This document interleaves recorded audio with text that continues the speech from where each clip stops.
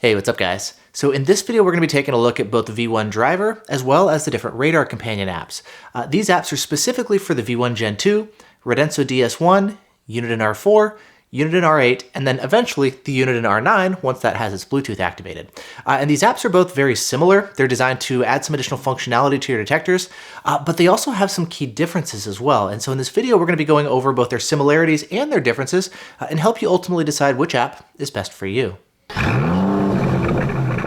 Now, both of these apps are designed specifically for iOS users.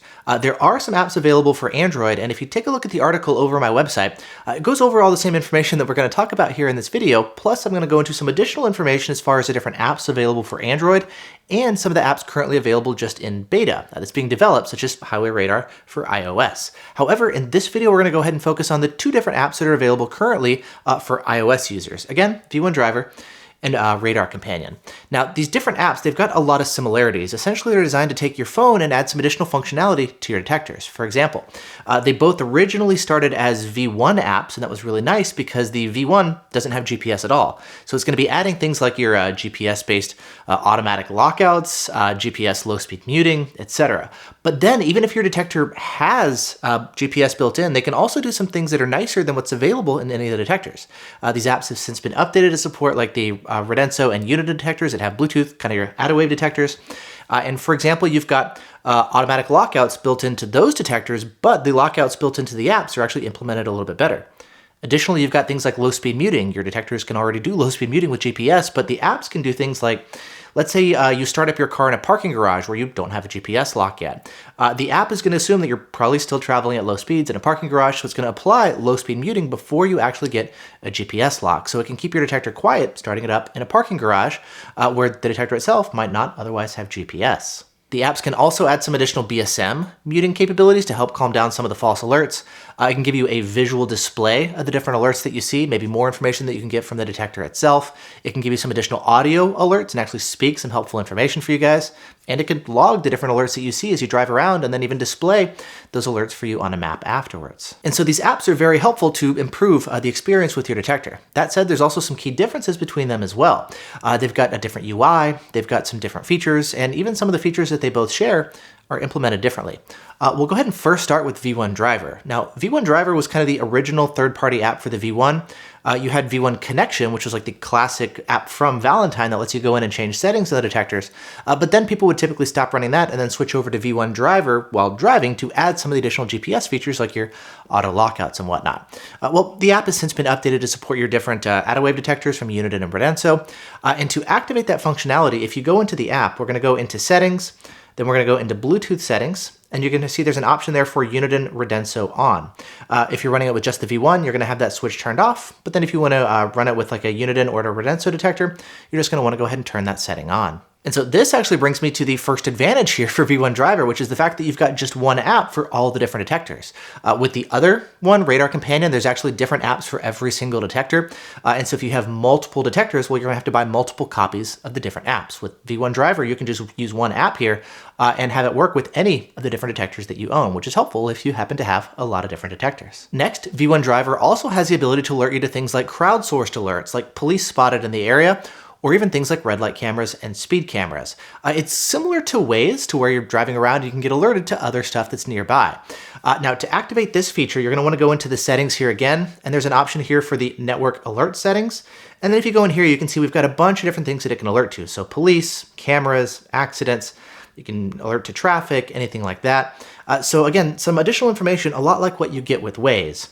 And the way it's going to work is when you're driving around, these different alerts as far as things that are up ahead of you are going to pop up on screen, and it's going to be able to tell you how many different alerts there are. There's multiple police. As you get closer, the signal will get stronger, etc.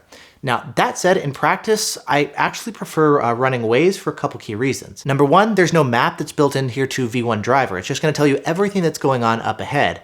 And what that means is like there could be multiple officers maybe on your road or on maybe just like a totally different road that just happens to be up ahead somewhere. It's not actually a threat to you, but you're going to get alerted to that anyways. And so I find that I get fewer false alerts or kind of unneeded alerts with Waze. It just has better filtering. And so for that reason, Waze or V1Driver has these features here with the red light cameras and stuff, but but I usually just wind up maybe not using that stuff as much and then just relying on V1Driver primarily for like the benefits that I get to the radar detector itself. And so it has these capabilities. I'm really glad to see that it's being implemented, but I still find that using something like Waze or something works better in practice. And then one other quick thing to mention, this network alert settings option here in the settings, depending on the version of V1Driver that you have, you may actually need to be connected to your detector in order for this option here to show up in the settings. Next, the third advantage that I like with V1Driver is it's got a nice kind of like signal strength meter that gives you a visual indication as far as how signals get stronger or weaker over time.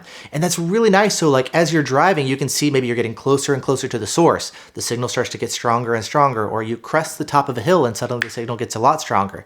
You can not only hear that with the ramp up or see it on the detector's display, but you've got a nice visual display, a graph essentially that shows you that. That's really cool to kind of get a sense of what's going on around you.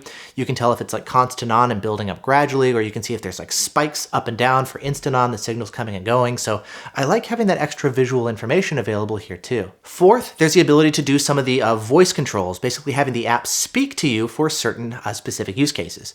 For example, with V1Driver, you can have it set up to let you know if you're picking up a signal that's in like the Mazda or Honda Acura frequency range. Now, to be fair, you can do the same sort of thing with the different radar companion apps, you know, speaking things for like 33.8, 34.7, etc.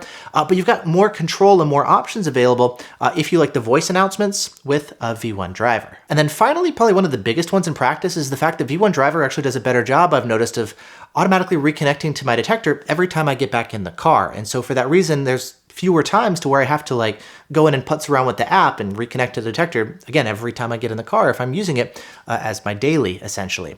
Now, to be fair, neither of the apps are perfect, and I've been noticing that the radar companion apps have been improving with this, but nevertheless, I do find that V1Driver does do a better job of just kind of making it more hands-free and seamless to where I get in the car, things reconnect, and I'm ready to go. Now, as far as the different radar companion apps, there's a couple key advantages for those apps as well, and in practice, most of the times I actually prefer running the radar companion app. So let's talk about kind of what the advantages are of these different apps.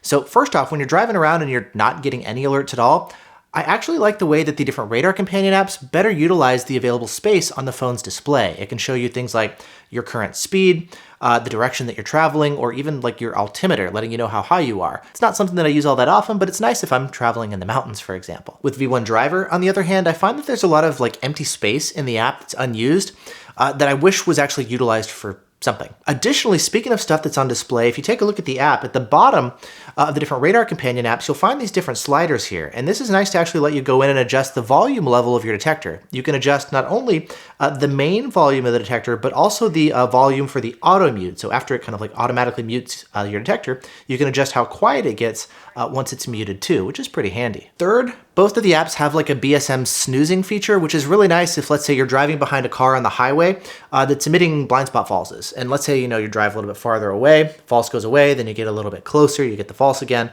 farther away, false disappears, get a little bit closer, it resumes falsing. That can be kind of an issue because if you're driving around, you might have to keep repeatedly muting your detector if the signal is gone for more than about 10 seconds or so, as far as how long the mute latch lasts on the detector. Now with the mute snoozing feature here, it's basically going to extend that mute latch. So if it keeps seeing the same frequency signal kind of coming and going like that, that's previously been muted, it can basically give you a longer alert latch and kind of keep muting that signal, just that frequency signal, if it kind of keeps coming and going. Both of the apps can do that. However, they also have some abilities to like specifically target certain frequency ranges of known BSM offenders. For that, for example, if you go into the radar companion apps, we're going to go here into settings. You can see there's going to be an option here for the advanced false assist feature. If you turn that one on, that's going to basically give you like some additional K notches, so to speak, and kind of like mute out any of the known blind spot frequency ranges and just kind of like filter out any weak ones. And if you take a look at kind of some of the options here, it's going to give you a little bit more information. Again, basically it's doing K notches for like your Mazdas, for example, Hondas, Acuras, GMs, Chryslers, etc. So any sort of weak BSM signals, it's going to mute those, but then if the signal gets stronger, it's still going to allow you to alert to those. Now this is in contrast to how V1Driver approaches this, which is using frequency boxes. This is basically going to allow you to manually create your own frequency ranges called boxes, and it's going to say mute any and all signals within these certain frequency ranges. The downside is it doesn't take into account signal strength. And so it's going to be muting all signals, even if they're very strong. You can create something for like your Mazda CX-5 falses, for example, but 123 to 124 is a very common range for like actual K-band police radar guns. And so for that reason, I'd like a little bit less aggressive filtering in that frequency range to say, okay, mute it if it's a weak signal, most likely a BSM false, but if it's getting stronger, it's a police radar gun, they emit a lot stronger than like blind spots do, go ahead and alert me. And for that reason, I like the additional safeguards that are built in here to the radar companion approach as opposed to just muting all signals regardless of signal strength. And so I prefer the approach that kind of radar companion is doing. You don't have the individual control of what frequency ranges to set. He's kind of set them himself just with the on-off switch, but overall I like the fact that it takes into account signal strength. Fourth, remember how we were taking a look at the bottom of the radar companion apps and you had the ability to adjust the volume level of the detector? Well, you can also go in and adjust all the settings on the detectors as well. So if there's any settings you want to change on the fly as far as turning different bands or segmentation options on and off, turn different filtering options on or off on the fly, you've got the controls here right in the app. That's something that's not available on V1Driver. Again, if you're running something like a V1, for example, it's the only one of these apps we're talking about, or detectors, that has an iOS app available. Otherwise, you'd have to like force close V1Driver and disconnect, go to V1 Connection, the V1 app, change your settings, close that, and then go back to V1Driver to get your lockouts and stuff. With the radar companion apps, you actually have the ability to go in here and change your settings. And in fact, if you're an iOS user, this is actually the only app that's currently available that's going to allow you to adjust the settings for the DS1, R4, and the R8. So I find this to be a big advantage as well. To be fair, once you have your settings dialed in, it's not something that you're going in and really adjusting all that often, but it is nice to be able to go in and adjust your settings right from the app. And then number 5, in terms of like just development and innovation and creating new features, I find that there's more of that going on with the radar companion apps in general. There's some additional stuff being added to both of the apps, like the crowdsource stuff, for example, on V1Driver, but I find there's a lot more just like innovation going on with the radar companion apps in general. And in fact, about 2 months ago, I did a similar comparison over on the forums, and we were all discussing like the pros and cons and differences between the different apps. And that comparison is actually largely out of date at this point. And I would actually expect this video with the comparisons that I talk about here, as time goes on, it's going to get more and more out of date as well, because both of these apps continue to develop and improve, which I think is awesome. But as far as where we're seeing the most amount of improvement, again, that is more on the radar companion apps. Finally, maybe the last big advantage that I notice is the price. It costs less than V1Driver. The retail price of these different apps is $9.99, $10. V1Driver is $2 more at $11.99 or $12. Now, again, to be fair, if you've got multiple detectors, you're going to have to buy the different apps for each specific detector. There's V1 Companion, DS1 Companion, R4 Companion, R8 Companion, and eventually there'll be R9 Companion as well. And so if you have multiple detectors, it's definitely going to add up as you need multiple copies of the different apps. You can do things to go into the apps and actually like maybe take all of your GPS lockouts, for example, back them up to the cloud, and then download them back into the other app as well. They do kind of sync up that way. With V1Driver, it's all one app, so it's cheaper, and all the GPS lockouts will just automatically carry over between the different detectors without having to go like back up to the cloud in one app and then restore from the other. But again, the main point is the fact that like if you have just one detector, you're not worried about that kind of stuff, it's going to save you $2 to go with the radar companion app. And so wrapping up, of course, there's way much more detail we could go into. There's more nuance, there's other features, etc. But this, I think, are some of the biggest key features and differences here between the different apps. I think they're both excellent. Both of them are really good. They're really going to help to improve your user experience and add some additional really helpful features. And if you're running any of these detectors, I definitely find that these apps are very beneficial.